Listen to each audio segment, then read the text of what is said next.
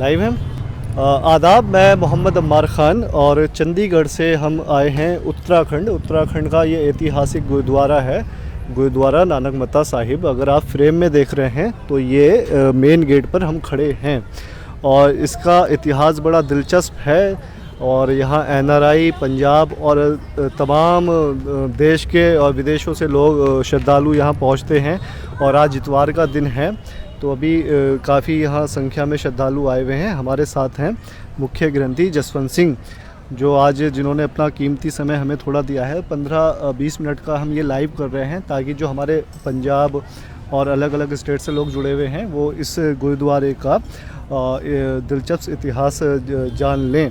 जसवंत सिंह जी, शुक्रिया आपका बहुत समय देने के लिए। वाहिगुरु जी का खालसा, वाहिगुरु जी की फतेह। गुरु प्यारे साध संगत जी, देश विदेश श्रवण कर रही संगत, आप जी गुरुद्वारा श्री नानक मत्ता साहिब, जिथे कि पहले पातशाह श्री गुरु नानक देव जी ਅਤੇ ਛੇਵੇਂ ਪਾਤਸ਼ਾਹ श्री गुरु हरगोबिंद सिंह जी के पावन पवित्र चरण छो धरती गुरुद्वारा श्री नानक मत्ता साहिब आप संगतां दर्शन दीदारे कर रहे हो जी। तो हम चलते चलते बात कर सकते हैं? हाँ जी, हाँ जी जी। हारिस, आप आगे आ जाएं। और मैं थोड़ा आपसे ये जानना चाहता हूँ कि कितना पुराना गुरुद्वारा है ये, और थोड़ा ही बताइए मुझे, जहाँ तक मेरी समझ है सिख इतिहास की।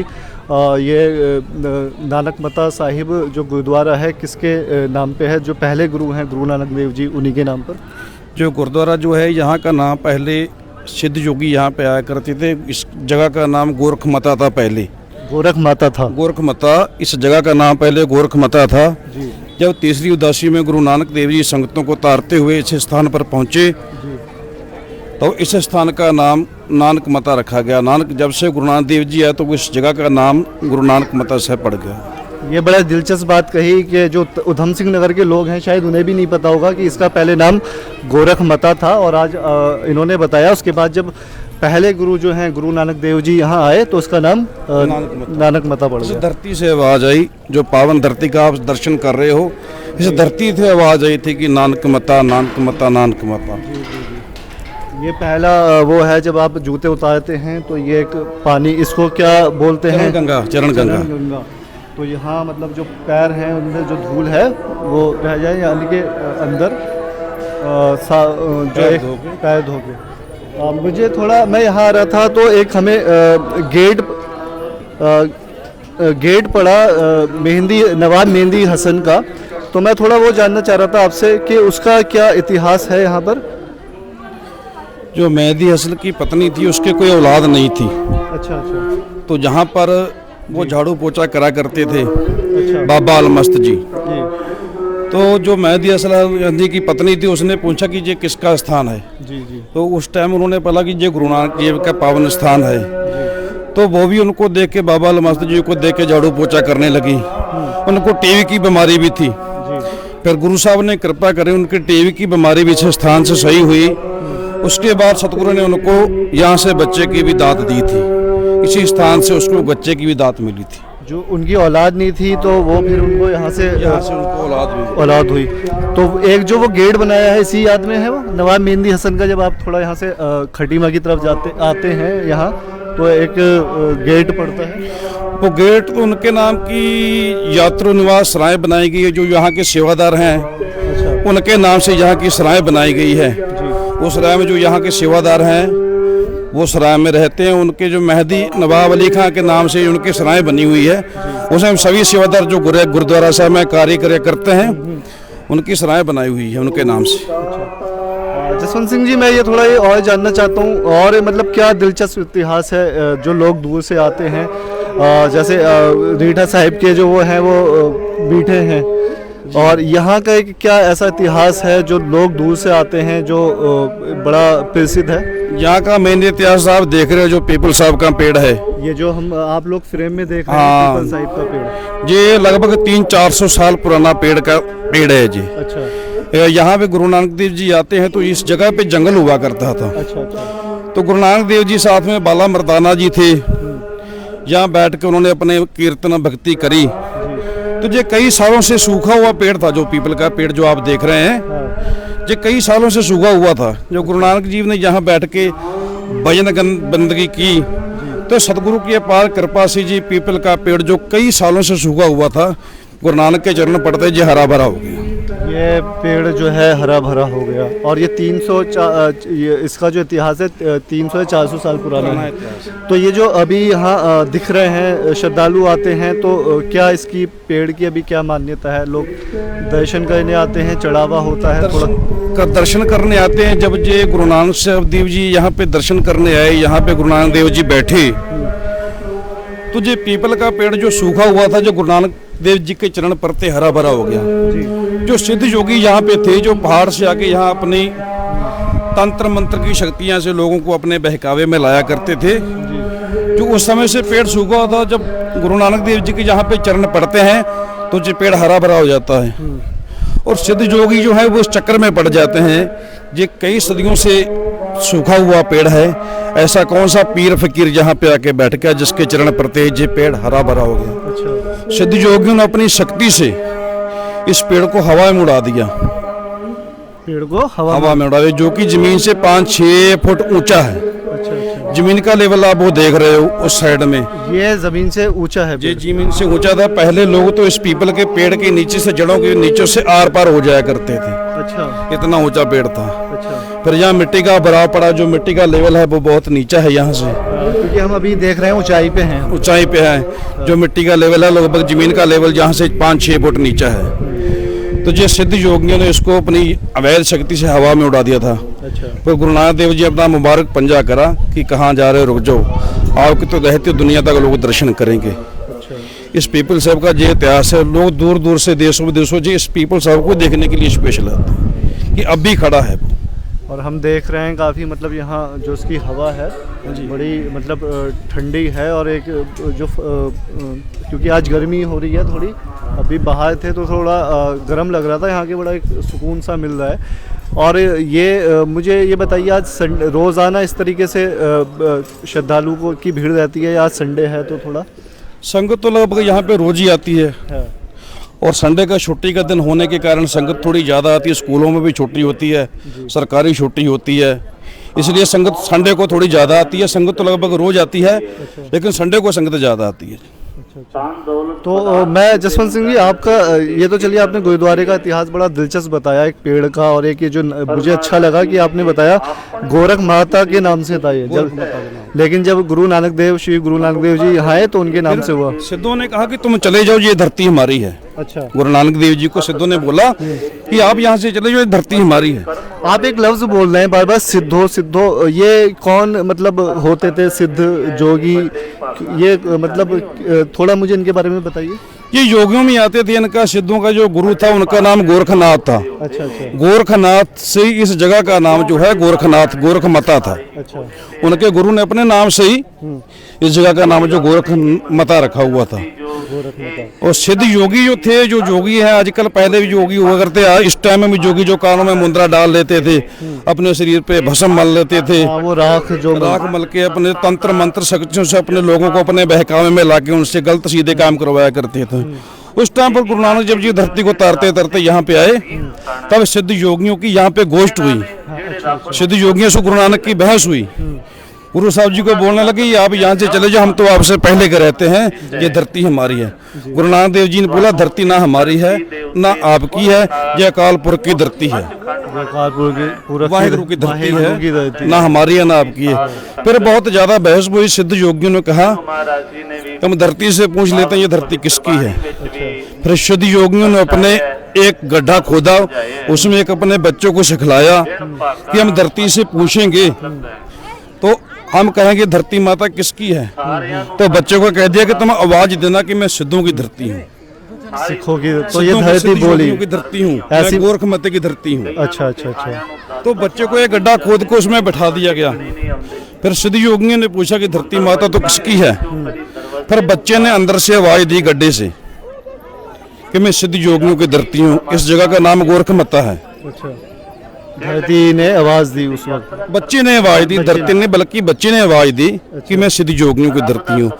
2 बार बच्चों को पूछा गया, सिद्ध योगियों ने पूछा, दोनों बार बच्चे ने कहा मैं गोरखमती की धरती हूँ। उसके बाद गुरु नानक देव जी बोले 2 बार आपने पूछ लिया है। सिद्ध योगियों से बोले एक बार हम भी धरती से पूछ लेते हैं। अच्छा अच्छा। जो गुरु नानक साहब जी ने बोला कि आप धरती माता किसकी हो, तो बच्चे की जगह से धरती से आवाज आई, 3 बार धरती से आवाज आई, नानक मता नानक मता नानक मता। और उस दिन से इसका नाम, उस दिन से नाम इसका नानक मता। थोड़ा एक सवाल ये रह गया इस बीच में, कितना पुराना गुरुद्वारा है ये? ये लगभग 70-75 साल पुराना गुरुद्वारा है। 400 साल पुराना ये दरख्त है जी। और 70-75 साल पुराना ये गुरुद्वारा है। थोड़ा मुझे सरोवर के बारे में बताइए, क्योंकि जो और मजहब के लोग हैं सरोवर आते हैं वो सिर्फ मछलियाँ देखते हैं, लेकिन सरोवर में एक जो सिख इतिहास है या जो सिख मजहब है उसमें एक सरोवर की क्या मान्यता होती है? मतलब एक तरीके से जैसे मैं मुसलमान हूँ तो वहाँ हमारे उसमें पानी का जैसे होता है, नमाज से पहले गुस्ल करते हैं, वुज़ू करते हैं, तो ये सरोवर की क्या मान्यता होती है? कोई पार्ट करने से पहले सरोवर का मतलब क्या आपको इसमें डुबकी लगानी पड़ती है? थोड़ा मैं वो जानना चाहता हूँ, जो लोग सुन रहे हैं हमें वो जान पाएँ। सरोवर का मतलब ये कि ये किसी भी धर्म को अहमियत नहीं देता, सारे धर्म को लिए साझा है। ठीक है। और जब आप चरण गंगा से निकल के आए, वहाँ पैर अपने धो लिए, हाथ पैर बाहर टंकी में धो लिए। जो भी धर्म का इंसान है, किसी भी धर्म का इंसान हो, वो सरोवर साहब में अपना स्नान कर सकता है। स्नान कर सकता है, ठीक है। वो अगर स्नान नहीं कर सकता है तो वो हाथ मुंह धो सकता है। हाथ मुंह धो सकता है। ये सभी वर्णों के लिए साझा है, इसमें कोई हिंदू मुस्लिम सिख कोई भी आके कहीं से भी आके स्नान कर सकता है। अच्छा, तो ये जो मछलियाँ होती हैं ये मतलब किस पर्पस के लिए इसमें मतलब रखी जाती हैं? ये मछलियाँ साहब इसमें सफाई के लिए छोड़ी जाती हैं, जो भी इसमें कूड़ा करकट जो काई वगैरह जो इसमें जमती है सरोवर में, ये मछलियाँ सब साफ कर जाती हैं, वो खा जाती हैं। जसवंत सिंह जी, गुरुद्वारे की बड़ी अच्छी आपने हिस्ट्री बताई, मैं थोड़ा आपके बारे में जानना चाहता हूँ। लोग सुनते होंगे आपको, यहाँ के लोग भी। आप अपना कब से हैं आप यहाँ, और आपकी पैदाइश कहाँ की है? उत्तराखंड से हैं, पंजाब से हैं? थोड़ा मुझे बताइए आप अपने बारे में। जी, मेरा ग्राम घाटमपुर, डिस्ट्रिक्ट पीलीभीत, तहसील पूर्णपुर। अच्छा। यहाँ से प्रॉपर में 2007 से ग्रंथी के पद पर नियुक्ति है हमारी, और यहाँ ग्रंथी की ड्यूटी हम निभा रहे हैं। हमारा स्टाफ मैनेजर सरवणजीत सिंह। अच्छा अच्छा। तो 2000 पैदाइश आपकी जो है वो उत्तर प्रदेश की पैदाइश है, और 2007 से यहाँ प्रॉपर हम ग्रंथी पद पर ड्यूटी कर रहे हैं। तो क्या एक ड्यूटी रहती है, मतलब रोज़ क्या आपका एक काम रहता है गुरुद्वारे में एक सेवादार के ग्रंथी के रूप में, और किस तरीके से आप मतलब शुरुआत जो आपकी जो दिनचर्या है, रूटीन है, रोज डेली रूटीन, वो किस तरीके से शुरू होता है? ड्यूटी सर हमारे साथ 4 ग्रंथी और हैं जी, जो हर महीने बाद ड्यूटी हमारी चेंज होती है। जैसे सुबह हमारी 4 बजे ड्यूटी है, अगले महीने हमारी 6 बजे हो जाएगी, उससे अगले महीने 10 बजे हो जाएगी। 5 ग्रंथी लोग हैं हमारे, 5 ग्रंथियों की ड्यूटी हमारी दरबार साहब में रहनी है, गुरुद्वारा साहब में अंदर ही रहनी है। लेकिन हर महीने चेंज ड्यूटी हो जाएगी, समय चेंज हो जाएगा, ड्यूटी वही करनी है, समय आगे पीछे हो जाते हैं। लंगर यहाँ रोजाना होता है? लंगर सर यहाँ रोजाना होता है, और 24 घंटे लंगर होता है। 24 घंटे लंगर होता है। तो लंगर की क्या एक, क्योंकि मैं पंजाब से आया हूँ, वहाँ हमने मोहाली में देखा बहुत ऐतिहासिक गुरुद्वारा है, अमृतसर में गोल्डन टेम्पल है।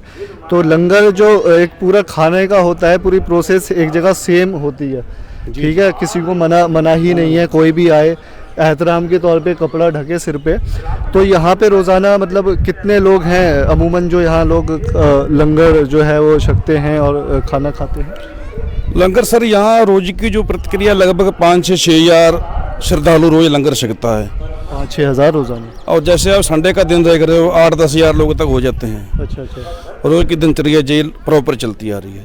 जो यहाँ के सेवादार हैं वो ज़्यादातर स्थानीय लोग हैं? यहाँ के जो सेवादार है वो यहीं अपना लंगर छकते हैं, यहीं ड्यूटी करते हैं, सेवा निभाते हैं, और लंगर हाल में लंगर छकते हैं। 24 घंटे लंगर चलता है।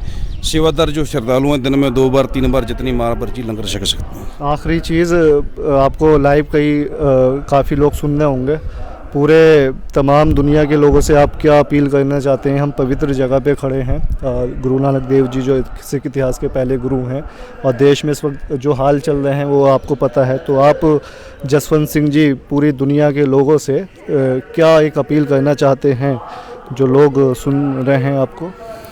हाँ, तो कह जी, जो गुरु नानक साहब का उपदेश है, कृत करो नाम जपो वंड छको, अपनी मेहनत करो और नाम जपो, और जो भी अपने पास है उसको गुरु नानक देव जी का उपदेश है कि बांट के छको। जमा मत करो। जमा मत करो, चाहे वो पैसा हो, रोटी हो, मतलब उसको बांट के छको। उसको बांट के, ये बहुत अच्छी देखिए बात कही कि पहले क्या था ना, किरत करो, कमाई करो, अपने कमाई लिए करो, नाम जपो, यानी कि इबादत करो, और और जो कुछ ऊपर वाले ने आपको दिया है उसमें से बांटो, यानी कि दान दो।